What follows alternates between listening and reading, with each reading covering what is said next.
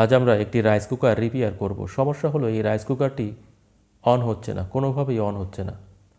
আমরা power supply cord check করেছি, power supply cord ভালো রয়েছে, এরপরেও অন হচ্ছে না।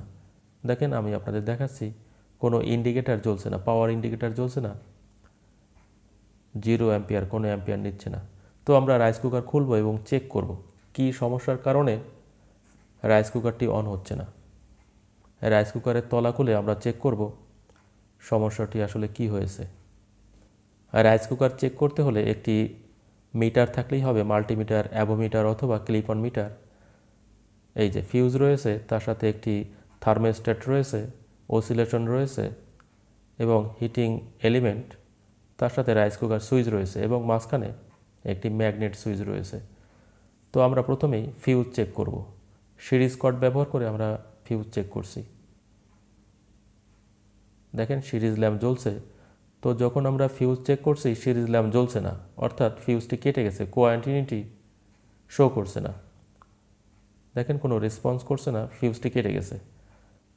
থার্মোস্ট্যাট ভালো রয়েছে, তার সাথে আমরা রাইস কুকার সুইচ চেক করছি, দেখেন সুইচ ভালো রয়েছে। শুধুমাত্র রাইস কুকারের ফিউজটি কেটে গেছে, ফলে রাইস কুকারটি অন হচ্ছে না। দেখেন ফিউজটি কেটে গেছে। তো আমরা মার্কেট হতে ফিউজ কিনে নতুন ফিউজ ফিটিং করে দেব। এই ধরনের ফিউজ মার্কেটে পাওয়া যায়, আপনারা পার্টসের দোকানে পেয়ে যাবেন।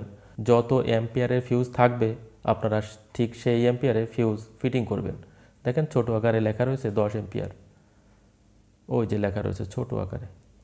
এই ধরনের ফিউজ আপনারা মার্কেটে অবশ্যই পেয়ে যাবেন 15 টাকা থেকে 20 টাকার ভিতরে। তো ফিউজ ফিটিং করার জন্য আমাদের রাইস কুকার সকেট খুলতে হবে। কিভাবে ফিউজ ফিটিং করতে হয় আপনারা যদি দেখতে থাকেন সূক্ষ্মভাবে আমি আপনাদের দেখাবো প্রত্যেকটা বিষয়, তাহলে আপনারা রাইস কুকারের ফিউজ পরিবর্তন করতে পারবেন।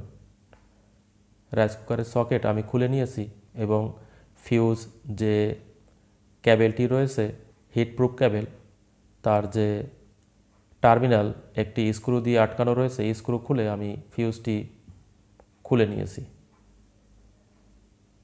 এই যে খুলে নিয়েছি এবং নতুন ফিউজ ফিটিং করার জন্য রাইস কুকারের সকেটের দুই সাইডে যে দুটি স্ক্রু ছিল তা আটকানোর জন্য একটি ওয়াশার রয়েছে প্লাস্টিকের, সেই ওয়াশারের ভিতর থেকে ফিউজ ঢুকিয়ে দিতে হবে।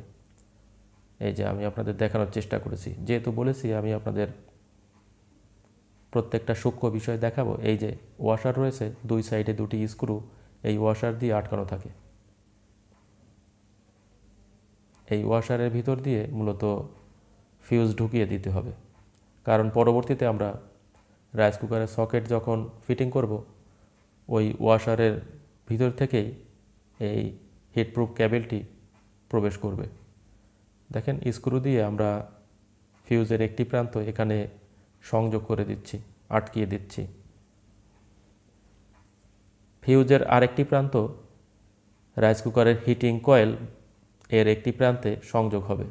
রাইস কুকারের প্রত্যেকটা পার্টস মার্কেটে কিনতে পাওয়া যায়, heating coil, magnet switch, rice cooker switch, oscillation অথবা একটি অতিরিক্ত থার্মোস্ট্যাট রয়েছে সেটাও কিনতে পাওয়া যায়। দেখেন এই ফিউজটি কেটে গেছে।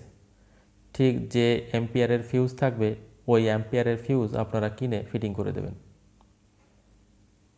তো এই ফিউজের সাথে ইন্ডিকেটারের একটি সংযোগ রয়েছে, তাও আমি ফিটিং করে দিচ্ছি, যেটা মূলত পাওয়ার ইন্ডিকেটার। দেখেন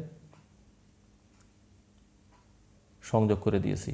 তো এই পর্যায়ে আমরা এই যে রাইস কুকারের যে সকেট সেটা ফিটিং করব।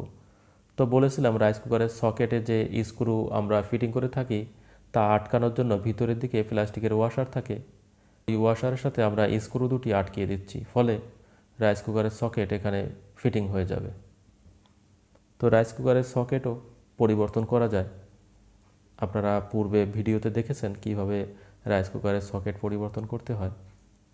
দেখেন রাইস কুকারের তলা আমরা স্ক্রু দিয়ে আটকিয়ে দিচ্ছি।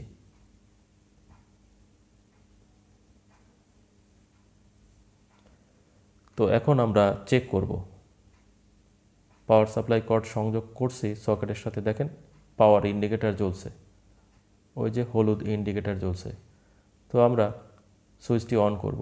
দেখেন কুকিং ইন্ডিকেটর জ্বলছে, অ্যাম্পিয়ার চেক করব কত অ্যাম্পিয়ার লোড নিয়েছে। যেহেতু আমার কাছে এনআর পট নেই, দেখেন 4.1 অ্যাম্পিয়ার শো করছে, সঠিক অ্যাম্পিয়ার নিয়েছে।